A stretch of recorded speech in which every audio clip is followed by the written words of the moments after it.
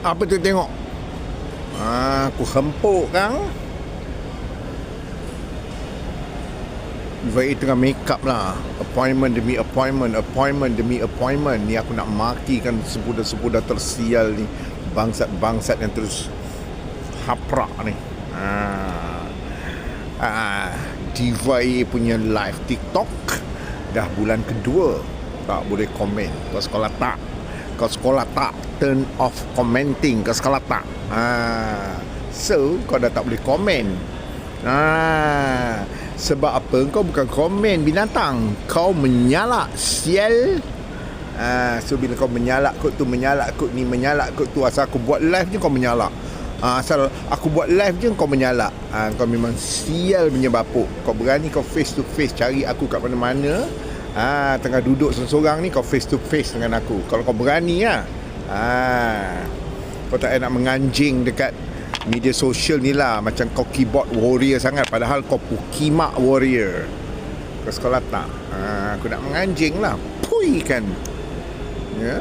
Hidup aku tak pernah susahkan orang, tak pernah kacau orang. Aku dengan dunia aku.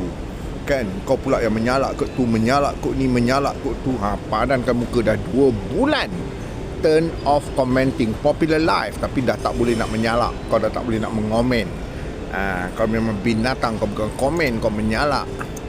Kau pergi jaga pan. Mak engkau je lah bodoh. Viral kan. Antara isu yang panas yang membuat aku darah naik, aku jadi kerja nak blok. Macam-macam isu lah. Antaranya isu apa? Isu di mana binatang-binatang ni akan menyalak. Makan berbunyi.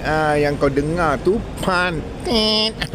Mak engkau. Yang kau dengar berbunyi tu, kau tuduh aku makan berbunyi. Hello.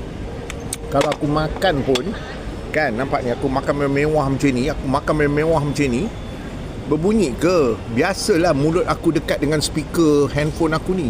Mulut aku ni dekat dengan speaker handphone. Dengarlah bunyi. Yang kau dengar tu bunyi pantet mak engkau.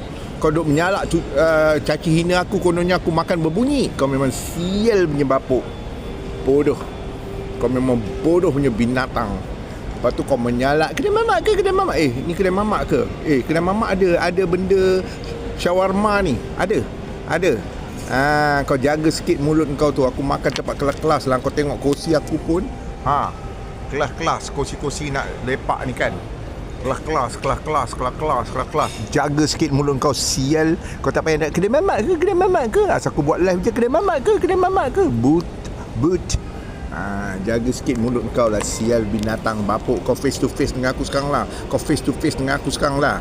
Pui, sial kau.